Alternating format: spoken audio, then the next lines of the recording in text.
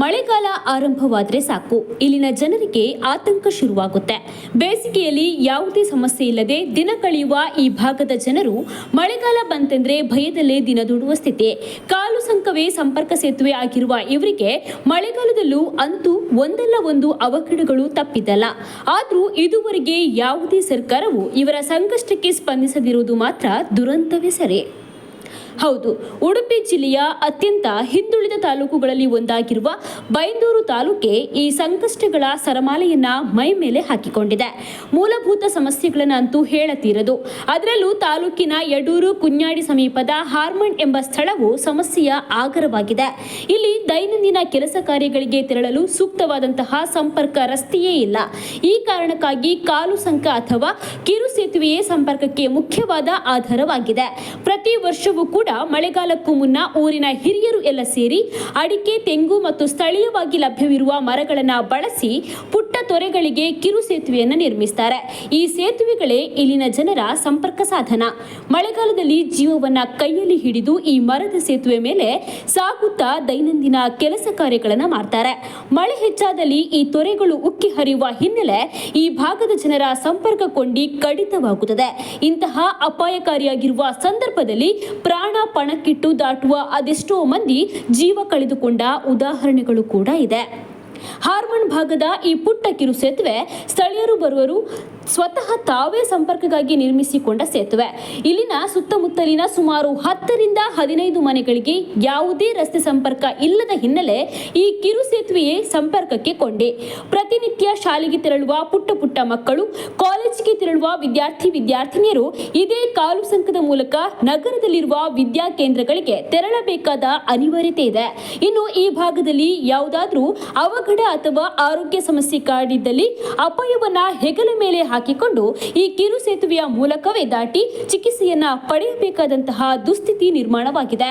ಬೈಂದೂರು ಭಾಗದಲ್ಲಿ ಇಂತಹ 400ಕ್ಕೂ ಅಧಿಕ ಕಿರು ಸೇತುವೆಗಳಿದ್ದು ಇದುವರೆಗೆ ಕೆಲವು ಕಿರು ಸೇತುವೆಗಳು ಮಾತ್ರ ಅಭಿವೃದ್ಧಿ ಮಾಡಲಾಗಿದೆ. ಉಳಿದ ಸೇತುವೆಗಳಿಗೆ ಅಭಿವೃದ್ಧಿ ಎಂಬುದು ಮರೀಚಿಕೆಯಾಗಿದೆ. ಇನ್ನಾದರೂ ಸರ್ಕಾರ ಕಣ್ಣು ತೆರೆದುಕೊಂಡು ಇಂತಹ ಅಗತ್ಯವಾದ ಮೂಲಭೂತ ವಿಷಯಗಳಿಗೆ ಸ್ಪಂದಿಸುವ ಮನಸ್ಸು ಮಾಡಿದರೆ ಅದೆಷ್ಟೋ ಜನರ ಜೀವ ಉಳಿಸುವ ಜೊತೆಗೆ ಜನರಿಗೆ ನೆಮ್ಮದಿಯ ಬದುಕು ಕಟ್ಟಿಕೊಟ್ಟಂತಾಗುತ್ತದೆ. ನಾನು ಮತ್ತು ನನ್ನ ತಂಗಿರೆಲ್ಲರೂ ಇದೇ ಸೇತುವೆ ಮೇಲೆ ಕಾಲೇಜ್ಗೆ, ಸ್ಕೂಲ್ಗೆ ಹೋಗ್ತಾ ಇದ್ದೇವೆ.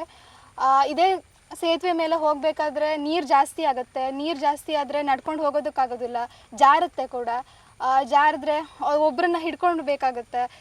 ದಿನಾನು ಒಬ್ರು ಕರ್ಕೊಂಡು ಹೋಗಬೇಕು, ಇನ್ನೊಬ್ಬರನ್ನ ಬಿಟ್ಟು ಹೋಗೋದಕ್ಕೆ ಬರಬೇಕಾಗತ್ತೆ. ಮನೇಲಿರೋದು ಒಬ್ಬರೇ, 3 ಜನನ ಕರ್ಕೊಂಡು ಬರೋದಕ್ಕೆ ಕಷ್ಟ ಆಗುತ್ತೆ. ಹಾಗಾಗಿ ನೀರು ಒಂದು ವೇಳೆ ಜಾಸ್ತಿ ಆಯಿತು ಅಂದರೆ ಇದ್ರ ಮೇಲೆ ನಡ್ಕೊಂಡು ಹೋಗೋದಕ್ಕಾಗೋದಿಲ್ಲ. ಕಾಲೇಜಿಗೆ ರಜೆ ಹಾಕಬೇಕಾಗತ್ತೆ. ದಿನಾನೂ ರಜೆ ಅಂತ ಹೇಳಿದ್ರೆ ಕಾಲೇಜಿಗೆ ಹೋಗೋದು ಕಷ್ಟ ಆಗುತ್ತೆ. ಹಾಗಾಗಿ ಒಂದು ಸೇತುವೆ ವ್ಯವಸ್ಥೆ ಬೇಕಂತ ನಾನು ಕೇಳ್ತೀನಿ.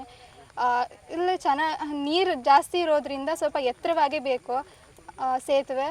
ಸ್ವಲ್ಪ ಜಾರೋದ್ರಿಂದ ಮೇಲ್ಗಡೆನೇ ಸೇತುವೆ ಇರಲಿ ಅಂತ ನಾನು ಕೇಳ್ತೀನಿ. ನಿಮ್ಮ ಹೆಸರು? ಸುಷ್ಮಿತಾ. ಈಗ ಯಾವುದೇ ಒಂದು 10 ಮನೆಗಳಿಗೆ ಒಂದು ರಸ್ತೆ ಇಲ್ಲ. ತುಂಬ ವರ್ಷದಿಂದ ರಸ್ತೆ ಇಲ್ಲ ನಮ್ಮ 10 ಮನೆಗಳಿಗೆ. ಏನೇ ಒಂದು ನಾವು ಮಾಡಬೇಕಿದ್ರೆ ನಾವು ಕೂಡ 1 ಕಿಲೋಮೀಟ್ರ್ ಆಚಿಂದ ಹೊತ್ಕೊಂಡು ಬಂದು ತಗೊಂಡು ಬಂದು ಇದು ಮಾಡಬೇಕು. ಮತ್ತು ಏನಾದ್ರು ಹುಷಾರಿಲ್ಲ ಇದಂತಾರೆ ಅದನ್ನು ಅವ್ರನ್ನು ಕೂಡ ಕುರ್ಚಿ ಮೇಲೆ ಕೂರಿಸ್ಕೊಂಡೆ ತಗೊಂಡು ಹೋಗಿ ಅವ್ರನ್ನ ಹಾಸ್ಪಿಟ್ಲಿಗೆ ಕರ್ಕೊಂಡು ಹೋಗ್ಬೇಕು. 1 ಕಿಲೋಮೀಟ್ರ್ ನಾವು ಕುರ್ಚಿ ಮೇಲೆ ಕೂರಿಸ್ಕೊಂಡೆ ತಗೊಂಡು ಹೋಗಿ ಆಸ್ಪತ್ರೆಗೆ ಕರ್ಕೊಂಡು ಹೋಗಬೇಕು. ಇದಕ್ಕೆ ಯಾವುದೇ ಒಂದು ಇದು ನಾವೆಲ್ಲ ಅರ್ಜಿ ಕೊಟ್ಟು ಸಾಕಾಗೋಗಿದೆ. ಇಲ್ಲಿ ತನಕ ನಮ್ಗೊಂದು ರಸ್ತೆ ವ್ಯವಸ್ಥೆ ಇಲ್ಲ. ರಸ್ತೆ ವ್ಯವಸ್ಥೆ ಮಾಡಿಕೊಟ್ಟಿಲ್ಲ. ಇದಕ್ಕೆ ನಮ್ಮ ಸೂಕ್ತವಾಗಿ ಒಂದು 8 ಮೀಟ್ರದ್ದು ಒಂದು ರಸ್ತೆ ಮಾಡಿಕೊಡ್ಬೇಕಂತ ನಾವು ಎಲ್ಲ ಇರೋ ಹತ್ರ ನಾವು ಕೇಳ್ಕೊಳ್ತಾ ಇದ್ದೇವೆ. ಅದರಿಂದ ನಮಗೊಂದು ರಸ್ತೆ ವ್ಯವಸ್ಥೆ ಮಾಡಿಕೊಡ್ಬೇಕಂತ ನಾವು ಎಲ್ಲ ಇದ್ರ ಹತ್ರ ನಾವು ಕೇಳ್ಕೊತಾ ಇದ್ದೇನೆ. ಈಗ ಎಲ್ಲರಿಗೂ ಅರ್ಜಿ ಕೊಟ್ಟಿದ್ದೇನೆ, ಎಲ್ಲ ಮಾಡಿದ್ದೇನೆ. ಆದರೂ ಇಲ್ಲಿ ತನಕ ಯಾವುದೇ ಒಂದು ಮಾಡಿಕೊಡ್ಲಿಲ್ಲ ನಮಗೆ. ಆದರೆ ಶಾಲೆ ಮಕ್ಕಳಿಗೆ ಹೋಗ್ಲಿಕ್ಕೆ ತುಂಬ ತೊಂದರೆ ಆಗ್ತದೆ ಅಂತ ನಮಗೆ ಅಲ್ಲಿ ಇದು ಮಾಡಿ ಒಂದು 2 ಅಡಿಕೆ ಮರ ಹಾಕಿಬಿಟ್ಟು ನಾವು ಅದಕ್ಕೆ ಶಾಲೆ ಮಕ್ಕಳಿಗೆ ಹೋಗ್ಲಿಕ್ಕೆ ಅದಕ್ಕೆ ಅಡಿಕೆ ಮರದಿಂದ ಆಚೆ ಪಾಸ್ ಮಾಡ್ತಾ ಇದ್ದೇವೆ. ಅದರಲ್ಲಿ ಶಾಲೆ ಮಳೆ ಜಾಸ್ತಿ ಬಂದಿದ್ದರಿಂದ ಅದರಿಂದ ಏನೂ ಶಾಲೆ ಮಕ್ಕಳಿಗೆ ಹೋಗ್ಲಿಕ್ಕೆ ಆಗ್ತಾ ಇಲ್ಲ.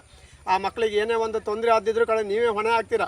ಆದ್ದರಿಂದ ನಮಗೆ ಸೂಕ್ತವಾಗಿ ಕೂಡಲೇ ಒಂದು ರಸ್ತೆಯನ್ನು ನಮಗೆ 8 ಮೀಟರ್ ರಸ್ತೆಯನ್ನು ನಮಗೆ ನಿರ್ಮಾಣ ಮಾಡಿಕೊಡ್ಬೇಕಂತ ನಾನು ಎಲ್ಲರ ಹತ್ರ ನಾನು ಕೇಳಿಕೊಳ್ತಾ ಇದ್ದೇನೆ. ನಿಮ್ಮ ಹೆಸರು? ಸುರೇಶ್.